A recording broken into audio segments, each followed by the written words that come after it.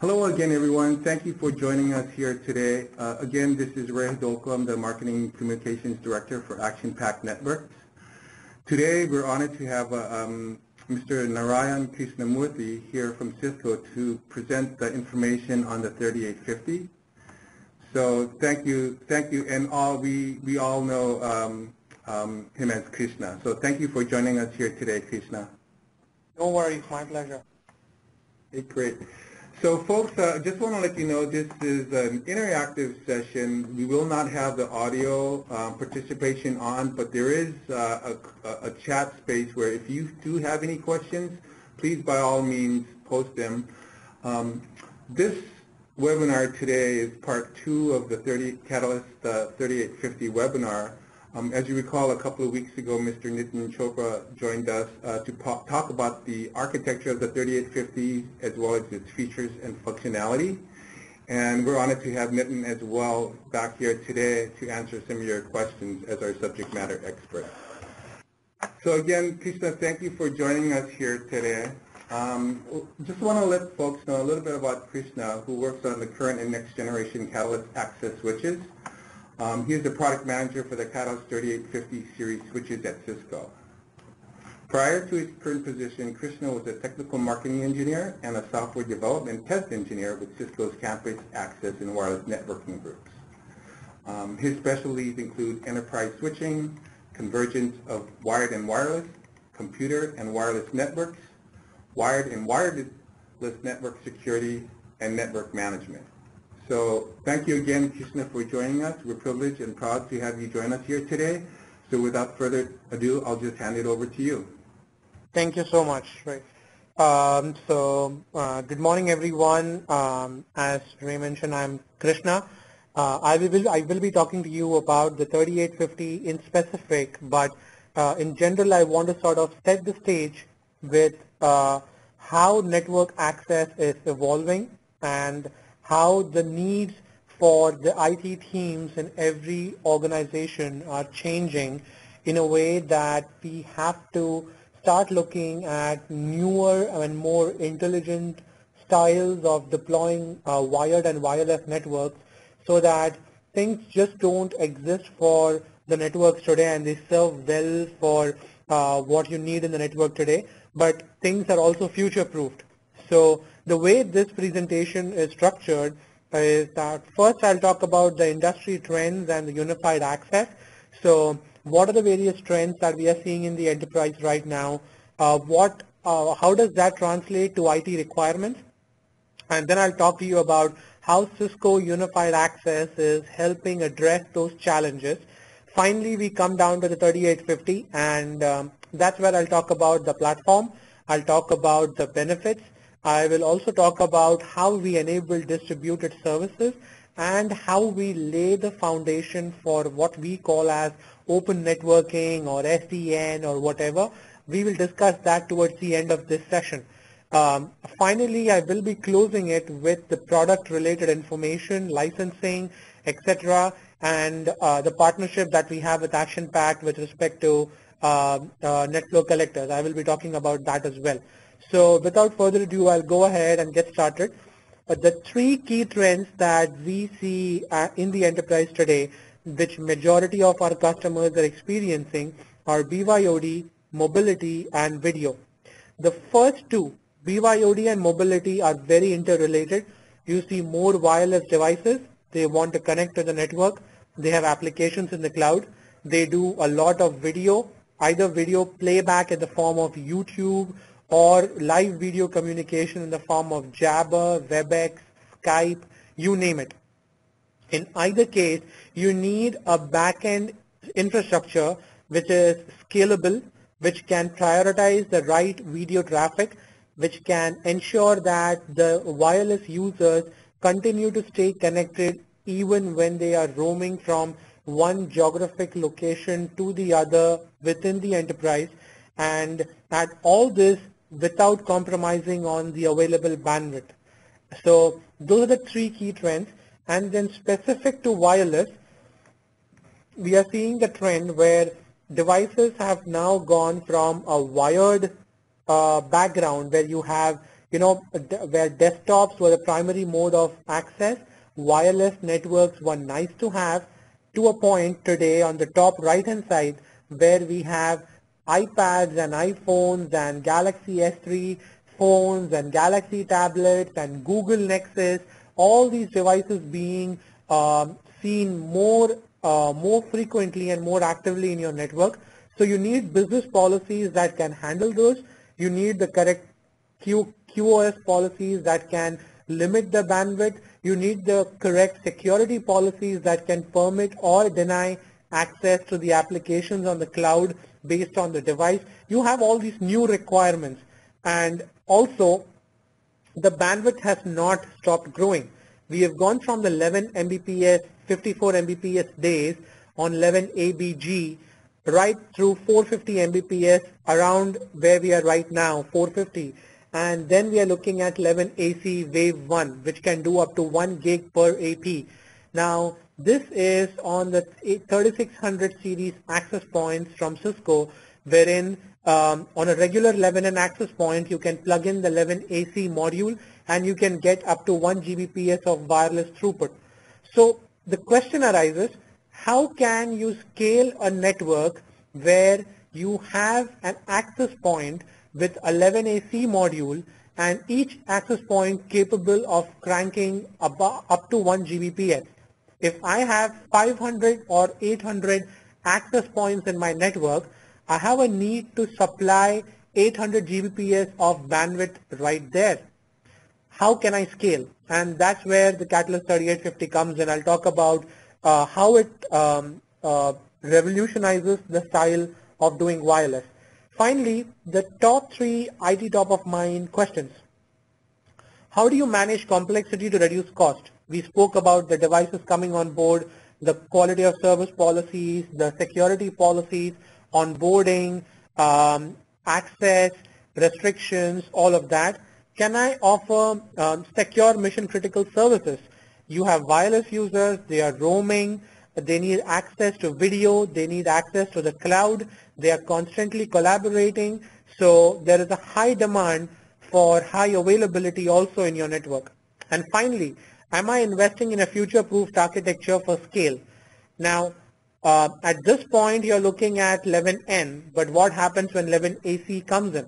Is your network capable of handling 11 AC? What will happen when the next version of Samsung tablets or the next version of Nexus tablets or the next version of the iPads are shipping with 11 AC by default, and suddenly you're seeing a huge consumption in wireless bandwidth? Is your network well equipped to handle that wave? And it's not coming today, but it's definitely coming by mid next year, and from there on it's just going to keep going northbound. So you need to ask yourself this question: is my network ready? So what is Cisco's strategy for addressing this? It's the one policy, one management, one network. One policy, we achieve that using the identity services engine for wired and wireless user authentication, policy enforcement, downloadable ACLs, secure group tagging, device profiling, all of that. The one management is where we use the Cisco Prime infrastructure as a single point for onboarding devices, for managing network devices, upgrading software, configuration backups, device level views, how long has the user been connected, what kinds of application he's browsing, all of that is in one management using Cisco Prime Infrastructure 2.0. Finally, the one network, which is the core of this presentation. It's the one network, which is the Catalyst 3850. So let's focus more on the one network piece. What you're seeing in front of you is a simplified view of your network. You have access points in the access layer connected to an access layer catalyst switch, and that access point connectivity goes all the way through your core network to a WLAN sitting somewhere in your data center. Now, that is okay for today, and you also have a bunch of management applications at the bottom. The first step towards simplification is getting rid of those applications and converging on one policy with ICE and one management with Prime. The last piece is converging on the platform, which is one network with the 3850. So 3850 is a game-changing product in the industry. We launched it in Jan. It has a built-in wireless LAN controller. It works on a brand new ASIC that we built in-house, and it has distributed wired wireless data link. A few new terms here. I will clarify all of those through the course of this presentation. Let's look at 3850 as a box, as a plain simple switch. If you are used to 3750, you're already used to things like StackPower, stacking, field replaceable fans and power supplies, line rate, full PoE plus. That's all the goodness we inherited from the 3750X. But what 3850 offers in addition is that wireless controller functionality, which can support up to 50 APs and 2000 clients within a given stack. Each 3850 switch is capable of up to 40 Gbps of wireless bandwidth. Now, I would like to pause here for a moment and help you realize the impact of that 40 Gbps. A central controller today, which is either a line card, a service module in the Cat6K, or a standalone 5508 controller, has their bandwidth ranging anywhere between 8 and 16 Gbps. And that's what you use for an entire campus. Perhaps you will use 2 or 3 more, but up to 3 such controllers and you're managing up to 500 to 600 access points. 3850 alone is capable of 40 gigs per switch. So now if I have a stack of 4 switches, as you're seeing in front of you, with all of them being 48 port models, I can push my wireless bandwidth right up to 160 gig, which is 10 times better than having a standalone controller. And this is the reason why I said that 3850 is a game-changing platform. This is the reason why we can future-proof your networks when 11AC comes in.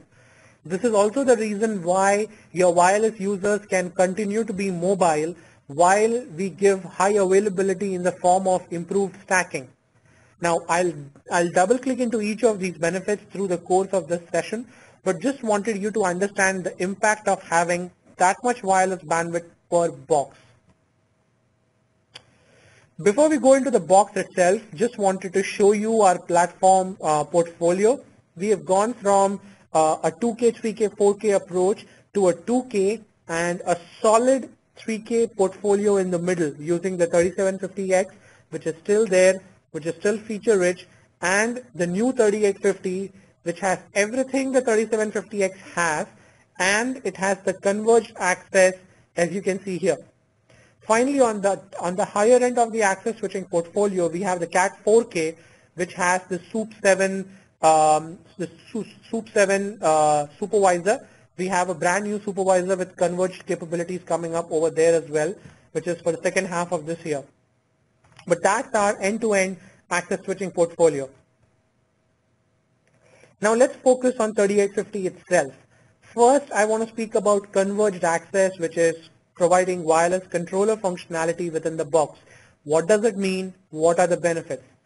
I will then talk about distributed intelligence services. I'll explain what TrustSec is, what is AVC, flexible NetFlow, how we achieve resiliency, and how we achieve smart operations. Finally, I'll talk about the new ASIC, the UADP ASIC that we use on this box, and tell you how we are ready for things like SDN and open networking as and when the time is right. So first, let's have a look at the converged access piece. And converged access is made up of 5 key benefits. The first one is single platform for wired and wireless. The next one is network-wide visibility, where we talk about terminating the CAPWAP tunnel at the 3850 switch so that everything that goes northbound is regular IP traffic. Then we speak about new and improved quality of service and security on 3850. We also talk about maximum resiliency with stacking. And we speak about distributed intelligence using the 480 gig stack and the 40 gig wireless bandwidth per switch. This is a place where I'll also talk about some of the concepts within Converged Access, and I'll also talk about a few traffic flow patterns. I'll compare them with how they are today without 3850 and how they will look when you have 3850 in the network. So the first one is fairly straightforward, single platform for wired wireless. It's a single box with a single iOS image file that has wired and wireless functionality, and a single console port for configuring, managing, monitoring, troubleshooting, everything related to wired and wireless. On a single box with this kind of functionality, you will realize that you will now have to qualify only one image to get the complete wired and wireless functionality. So everything that you know about Cisco Wireless, everything that you know about Cisco Wired is all available on this new 3850 box. As I'm presenting, feel free to post your questions on the Q&A panel.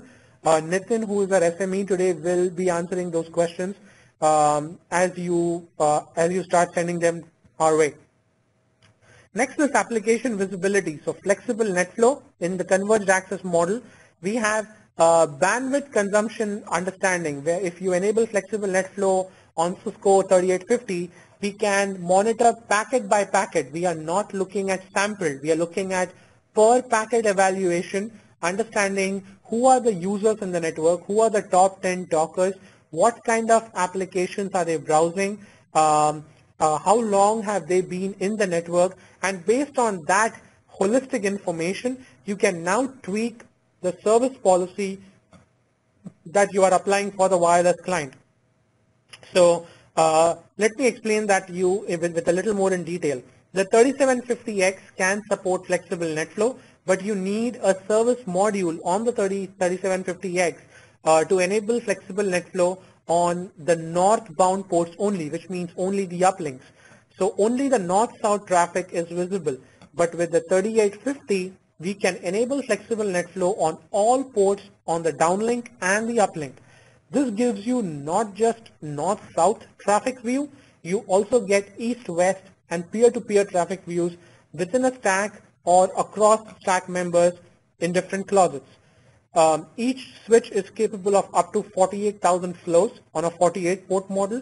And what makes flexible NetFlow on 3850 interesting is our partnership with ActionPact.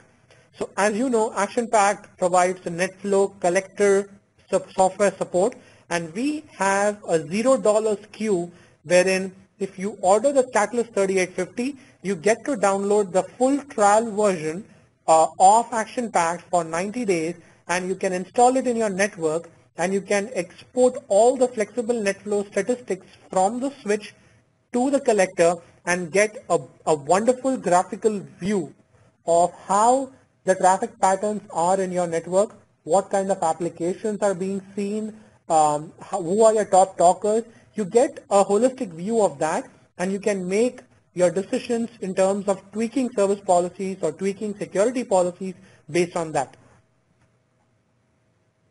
In terms of quality of service, we have a new hierarchical bandwidth management system.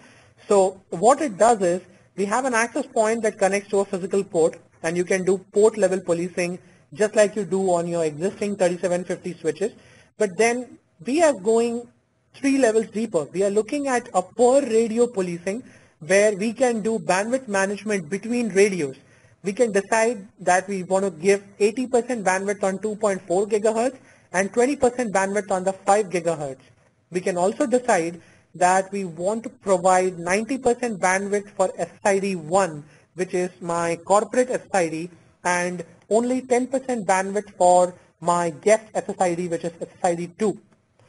Within the SSID, as wireless clients join, if you are using IEEE 802.1x for authentication, using the identity services engine from the one policy, we can download per client security policies and quality of service policies down to the user. So that gives you a hierarchy in the way we manage wireless bandwidth. Now speaking about quality of service itself, we are moving towards the MQC based CLI, which is like the Catalyst 4500, and we can do class based queuing, policing, shaping and marking. I also told you about the hierarchical bandwidth management where we go from the per AP to per radio to per SSID and per client. Another feature that we have is approximate fair drop, and I'll talk about this in the next slide. Finally, in terms of the numbers, we are looking at 8 queues per port for wired traffic, 4 queues per port for wireless traffic, and we are looking at 12 megs of buffer, 12 megabytes of buffer on a 48 port model. All this is a huge step forward from where we have 3750X today. So as you can realize, we are getting a whole bunch of new features on the Catalyst 3850, better quality of service, better wireless, all of that. In fact, even if you keep the wireless functionality outside the comparison, 3850 is just a much better switch as compared to 3750X, and it's for the same exact price. So 3750X and 3850 have the exact same price, and 3850 is miles ahead of 3750X in terms of regular switching functionality. Now let's have a look at that hierarchical bandwidth management. Here you're seeing that as guest users continue to increase in your network, the bandwidth is lopsided towards the guest users. You have more bandwidth being consumed by the guest users, lesser bandwidth being consumed by enterprise users. But with a 3850 based deployment, you can restrict the amount of bandwidth that a guest user gets and also an enterprise user gets. So that gives you the flexibility to decide how much bandwidth the guest user should have. Now, I told you about the approximate fair drop feature on the previous slide. We also call it fair sharing. Here, we have an example of 4 users and their bandwidth consumption profile in the pie chart in the middle. We have 3 users occupying the fair share pie, which is the fixed bandwidth that they deserve, and a 1 user who's consuming his fixed share and a lot more than that. Now this is okay if I have only 4 users, but what happens when a 5th user connects? When a 5th user connects, he has no bandwidth available. That's what happens. But with a converged access based approach, when the 5th user connects, I can borrow the bandwidth from the user who's having more than required and give that to the new user who deserves it. This helps ensure that the available bandwidth is equally distributed amongst all the users connecting to the network. That way you can avoid trouble tickets where someone's complaining that they don't have enough bandwidth available. They're getting the kbps level of bandwidth, not the mbps level. So it helps address those challenges. From a security standpoint, you're looking at a single box where you can configure wired wireless authentication, .1x, WebAuth, wireless intrusion prevention, clean air, control plane policing, all of that. Some of the more advanced features like device sensor, MACsec, secure group access, all of that is a part of our software roadmap where we will be introducing those features in about 12 to 18 months after we ship the box. We have already shipped the box in Jan, and at this point we are looking at second half of this year to provide the secure group access and secure group tagging functionality. Now before we understand the last benefit of wireless scale, it's necessary to understand how we do wireless with the 3850, and that's where the existing wireless deployment comes in. What you're seeing on your left hand side is the traditional style of doing wireless. You have these APs in the access layer, CAPWAP tunnels going all the way up to the controller. The yellow lines that you're seeing are CAPWAP tunnels from the access points. Now within the controller, there are 2 software modules, MC and MA. The MA is what we call the mobility agent, which can do CAPWAP termination, maintain client database, enforce policies on the clients, etc. The mobility controller, the MC, is responsible for some of the more holistic functions like client mobility, RRM, VIPs, etc. Now why am I telling you this? I'm telling you this because we need to understand these components before we know how to separate them. Now traditional controllers in your network can play the role of MA and MC. For that matter, if you are using the new Catalyst 3850 in your network as just a switch, then this is how your wireless deployment will look. You have 3850 in the access, you have the central controller that you have been using so far, MA and MC residing on the top.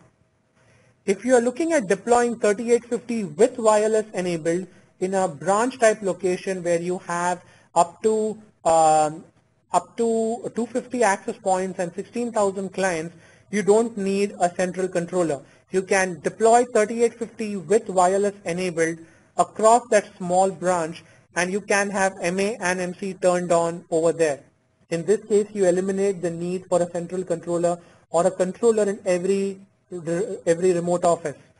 But if you're looking to scale your campus wireless deployment, where you want to enable wireless on 3850, where you want to take benefit of that single platform, improved wireless bandwidth, improved quality of service and all that, then we recommend the converged access model of doing wireless, wherein we separate the MA component, move it down to the access layer, to the 3850, and we enable wireless over there. Now the question remains, why we need the MC? Well, we still need that central controller so that we can enable some centralized functions like mobility, radio resource management, clean air management, all of that on a per subdomain basis instead of enabling it on a per closet basis, and it makes perfect sense. So that's the full scale deployment. That's where we need our customers if they have to enable 11AC in the network. Now, in terms of wireless bandwidth, as you understand the converged access model with the MA on the 3850 and the MC on the central controller, let's have a look at the wireless bandwidth you get. So in case of a campus with the MA-MC separation, if you have 80 MA switches distributed across your campus in the access layer, the available wireless bandwidth is 3.2 terabits.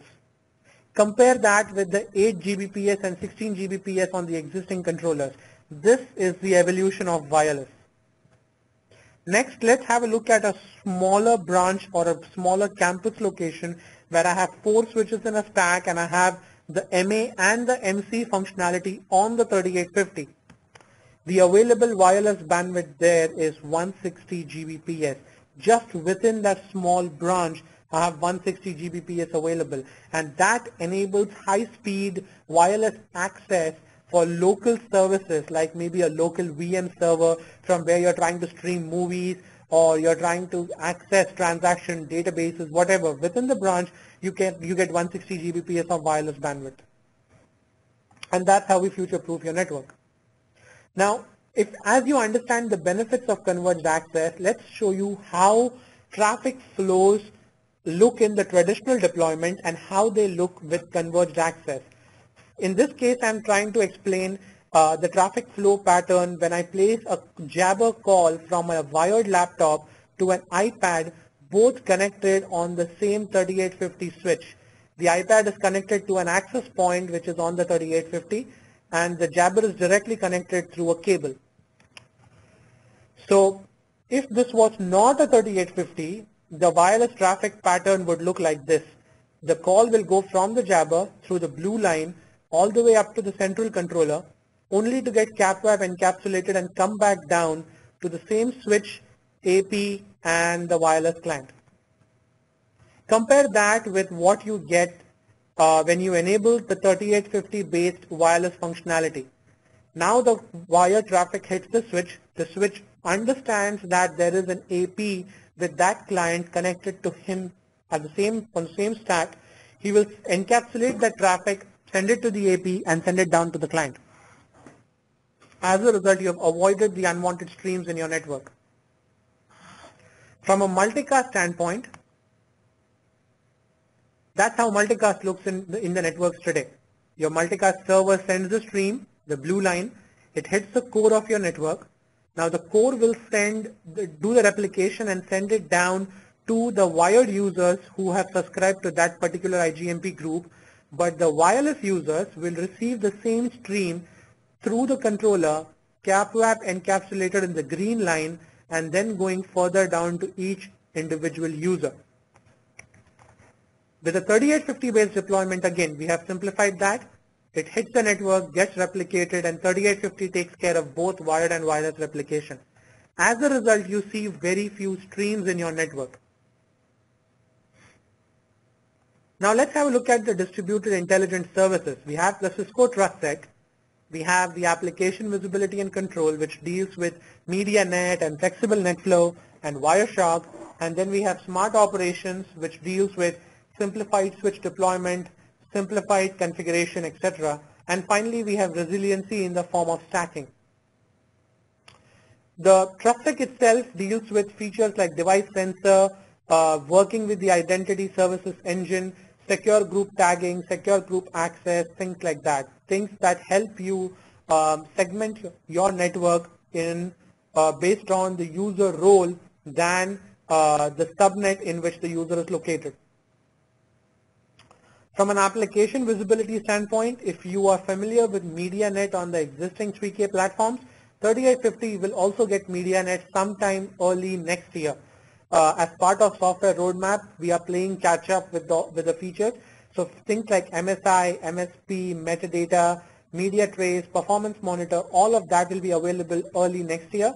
Features like Wireshark will be available second half of this year, and we have flexible NetFlow, which is available on the box today. Then we speak about smart operations. So smart operations is simplified switch deployment. When I have a new switch connecting to the network, I need the network to automatically give me the right config file and the right image file so that I don't have to manually go switch by switch and configure and do the same task in a repetitive fashion. That's where smart install comes in. Auto smart ports is the capacity to enable the correct port function, the correct port configuration for that specific device based on Cisco best practices. So for example, if I connect an access point on one of the switch ports, I can now automatically configure the port for the right access point configuration without the user having to manually configure that port. So that is the auto smart ports functionality. We also have smart call home IPSLA Wireshark, which is more around monitoring and troubleshooting. Wireshark is a functionality that we will be enabling on this box. It will help you trigger packet captures so that you can save it on the flash, view it on the CLI, or export it to a PC which will have Wireshark installed and view it over there. Finally, we have programming capabilities, EEM, XML built into the switch so that now you can enable certain actions within the switch based on certain syslog messages. And finally, we have energy management capabilities, energy-wise and energy-efficient Ethernet. 3850 is the first fixed access switching box to have energy-efficient Ethernet shipping. Energy-wise is what we already have on the 3750 platforms. We will get the energy-wise functionality sometime next year. But in terms of energy management itself, we have energy-efficient Ethernet on the box today. From a resiliency standpoint, we have improved stacking. So for folks who know the 3K platform, depending on which one you have, even the best 3750X platform has 64 Gbps of stack bandwidth. Here we have 480 gigs of stack bandwidth, which is about 7.5 times better. We have better convergence times, and more importantly, we have stateful switchover. By stateful switchover, I mean when an active switch fails, the standby switch is completely capable of continuing switch operation, which means he knows all the client MAC addresses, he knows all the ARP entries, route forwarding information, all the wireless access point information, which means when an active switch fails, the standby switch kicks in and he continues running the stack as if there was no downtime. In terms of the stacking functionality itself, 3850 is not backwards compatible with 3750 because that brings down the stacking functionality itself down to the 3750 level, which we did not want. The 3850 style of stacking is what Cisco will use for stacking in the access layer going forward. This is how the switch looks on the back side. You have the field replaceable fans, 3 fans. We have the 2 field replaceable power supplies. We have StackPower, which provides energy sharing, power sharing across different switches within a given stack. And of course, the brand new stacking cable, the 3-cable stacking plug, which is much easier to connect, disconnect, and form and disconnect stacks. So that's how stacking looks. Finally, programmability. We are able to support OpenFlow type networking, or SDN, or one open networking, all of that in future because of the new ASIC, the Unified Access Data Plane ASIC. It's powerful Cisco innovation. It's completely homegrown, and it provides us with the hardware flexibility, the flex parser technology that enables us to parse the packet differently and thereby enable SDN-like features in future. Finally, let's enter the last section. I'll talk about the box itself. What are the various models available? So as you can see, there are 3 license levels: LAN-based, IP-based, IP services. We also have a couple of bundles wherein if you buy a 24-port or a 48-port PoE IP-based switch, which is what most of our customers buy, and you buy it with a 5 AP bundled license, it will be cheaper than buying the IP-based switch and 5 AP license separately. So these are all the options. As I said, for all these models, we have equivalent 3750X models as well, and the price is exactly the same. These are the uplink modules available. We have the 4 times 10 gig module over SFP+. We have the 4 times 1 gig module, and finally we have the 2 times 10 gig module, which can also operate in 4 1 gig mode. In terms of power supply, we have 4 power supply options, one of them being DC, 440 watt DC, and the other 3 are AC power supplies, exactly the same as 3750X. In terms of licensing, we have improved the licensing model. We are moving towards a right to use licensing model, which means customer purchases the license from Cisco, or he wants to transfer an existing license on a 3850 box to another box. It's plain and simple. The customer enables the license on the CLI and gets done with it. When the customer enables the license, we prompt the customer to accept the end user license agreement, which means we believe that the customer is enabling the license only after buying it. So it is the honor system of licensing. The AP licensing itself is enabled on the mobility controller. So I can either have the mobility controller up on the central controller, or you can have it on the 3850 switch. It's either or. You can have AP licenses enabled there. You can have per AP licensing, so you don't need to buy AP licenses in bulk. You can do 23 licenses or 47 licenses. You can buy exactly how many licenses that you need. The AP license cost on the 3850 and the new 5760 controller is the same, the per AP license cost.